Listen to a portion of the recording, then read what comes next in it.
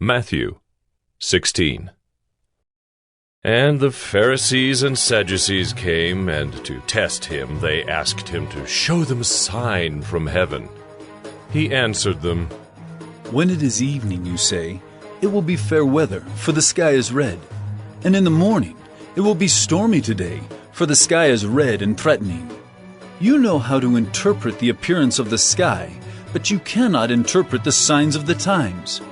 An evil and adulterous generation seeks for a sign, but no sign will be given to it except the sign of Jonah. So he left them and departed. When the disciples reached the other side, they had forgotten to bring any bread. Jesus said to them, Watch and beware of the leaven of the Pharisees and Sadducees. And they began discussing it among themselves, saying, We brought no bread. But Jesus, aware of this, said, O you of little faith, why are you discussing among yourselves the fact that you have no bread? Do you not yet perceive? Do you not remember the 5 loaves for the 5,000, and how many baskets you gathered? Or the 7 loaves for the 4,000, and how many baskets you gathered? How is it that you fail to understand that I did not speak about bread? Beware of the leaven of the Pharisees and Sadducees. Then they understood that he did not tell them to beware of the leaven of bread, but of the teaching of the Pharisees and Sadducees.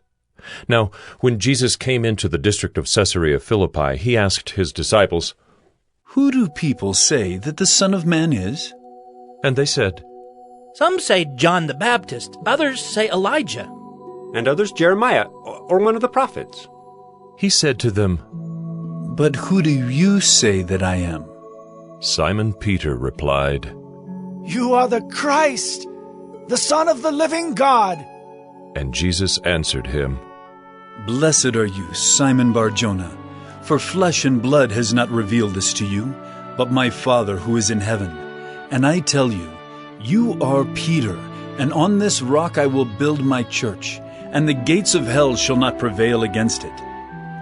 I will give you the keys of the kingdom of heaven, and whatever you bind on earth shall be bound in heaven, and whatever you loose on earth shall be loosed in heaven. Then he strictly charged the disciples to tell no one that he was the Christ. From that time, Jesus began to show his disciples that he must go to Jerusalem and suffer many things from the elders and chief priests and scribes, and be killed, and on the 3rd day be raised. And Peter took him aside and began to rebuke him, saying, Far be it from you, Lord. This shall never happen to you. But he turned and said to Peter, Get behind me, Satan. You are a hindrance to me, for you are not setting your mind on the things of God, but on the things of man. Then Jesus told his disciples, If anyone would come after me, let him deny himself and take up his cross and follow me. For whoever would save his life will lose it, but whoever loses his life for my sake will find it. For what will it profit a man if he gains the whole world and forfeits his soul? Or what shall a man give in return for his soul?